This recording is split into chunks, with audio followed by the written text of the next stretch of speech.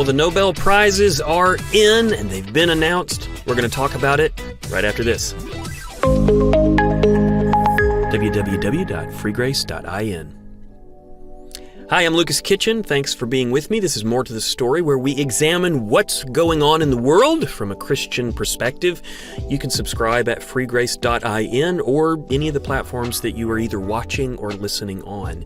So let's take a look at the Nobel Prizes for this year. A prize was awarded in pioneering of quantum information science. This is the physics award.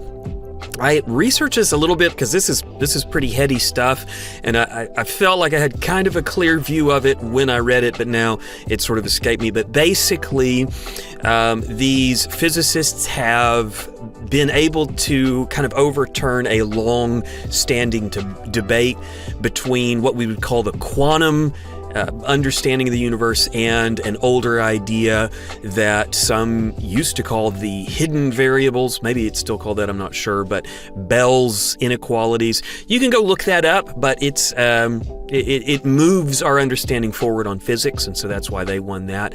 A chemistry award for click chemistry. A medicine award for something that has to do with evolution, a Nobel Prize in literature. I went and read about the author, and there's a lot of memoir and some historical autobiography in the third person, and nothing there really stood out to me. But I will tell you, the Nobel Peace Prize for the year, it lined up with kind of what you might expect. It's going to two groups, looks like two organizations and one individual. These groups and individual are from Russia, Ukraine, and Belarus. You can imagine the nature of what they would have had to do to win a Nobel Peace Prize in that area. So you can go and find all of that and more at nobelprize.org. I thought it'd be fun to share a couple of interesting little data points about the Nobel Prize program, so to speak. So what a lot of people want to know is, what do you get if you win a Nobel Prize? Is it just a plaque? Is it a medal? Well, you do get a medal. You get a diploma, is what they call it. But you also get cold, hard cash. How much cash? Well, initially, Alfred Nobel, he lived at the turn of the last century. He left his estate, which at the time was about 31 million.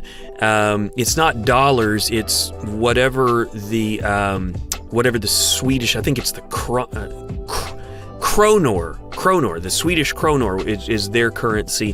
He left 31 million SEK is the shortened version of that.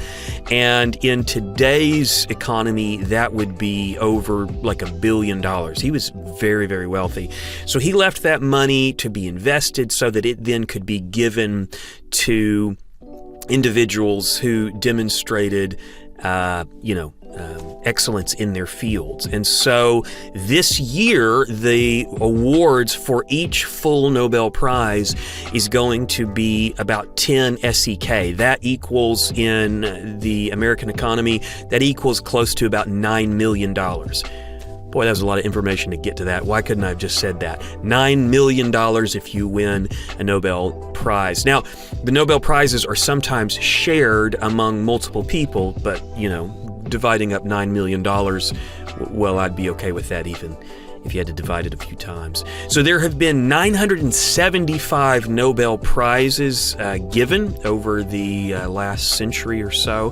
One interesting thing that I noticed as I was exploring nobelprize.org is that there are a number of years where no Nobel Prizes were given. So here are the prizes. There's a prize in physics, one in chemistry, one in medicine, one in literature, one in peace, and then kind of the one that's come later to the game is the prize in economic sciences. So I bet you could guess which one of those prizes has the most years that it wasn't given. It's the Nobel Peace Prize. So there were years where physics, chemistry, medicine, literature weren't given, but the Nobel Peace Prize it has the title for the most years that it didn't go to anybody. Most of those years have to do with World War I, World War II, and other international conflicts. It's hard to give a prize for peace in a time of war. So they have stipulations where the money for that year will be held for the next year, and then if there's no one to give it to for the next year, something happens with the money. The youngest Nobel Prize laureate was actually one I'd heard of, Malala. Do you remember Malala? She got the Peace Prize in 2014, and at the time she was 17 years old. The next youngest was Lawrence Bragg, 1915. He got a prize in physics, and he was 25. So some young ones in there. The oldest I think I saw was 89 years old, or I think that's right, 87 or 89. So it really spans. It's not necessarily just, actualized full adults. Even young people get them, but so that was kind of interesting.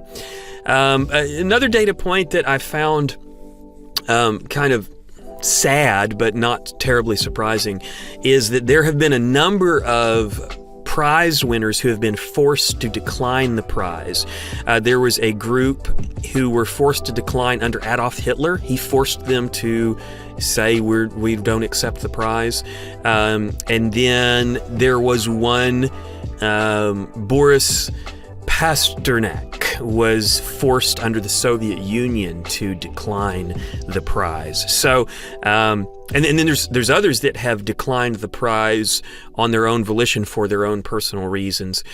So anyway, those are some interesting data points about the Nobel Prize. Now, all of that kind of led me to think, as you know, this is a show that is trying to help us come at things from a Christian perspective. The Nobel Prizes remind me of something that we see in Scripture. And it is the concept that one day Christians, if you've believed in Jesus for everlasting life, one day you will receive a reward. You will receive a prize for your work for the Lord. And that's right, you are working for the Lord. You may be an absentee employee, or you may be a very faithful employee, but once you believe in Jesus, you are expected to work, and the quality of your work will determine the kind of reward that you get once we get to the kingdom of heaven, or I guess we should say once the kingdom of heaven comes to us. So note these 3 verses that I've put together to kind of help us see the scene. Romans 14:10 to start with, we shall all stand before the judgment seat of Christ. So that's talking about a future day where we will stand before Jesus' judgment seat. So we'll all stand before the judgment seat of Christ. So then each of us shall give account of himself to God. So we'll stand before that judgment seat, and then we'll give an account of our life, how we lived while we were in the body, and each one will receive his own reward according to his own labor. So Jesus died to wipe away your sin. He died so that you could have your reserved place in the kingdom of heaven, but your obedience to Christ will determine your eternal reward. That's what we call this sometimes, is eternal reward. And so that is a very big motivator for Christians that understand it, that know it. Now, I spent years not really knowing about this. I don't know why, but it's not taught in churches as much as I think it ought to be. And because of that, I've written a book about this subject called Eternal Reward.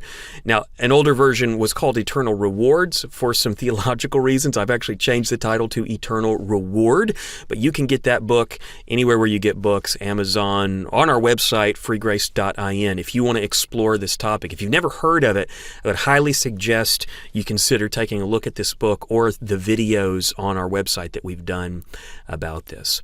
Well, I hope that today you'll feel motivated by the idea of a future eternal reward waiting for you based on your faithfulness. That's all I've got for you today. I'll be back with you soon.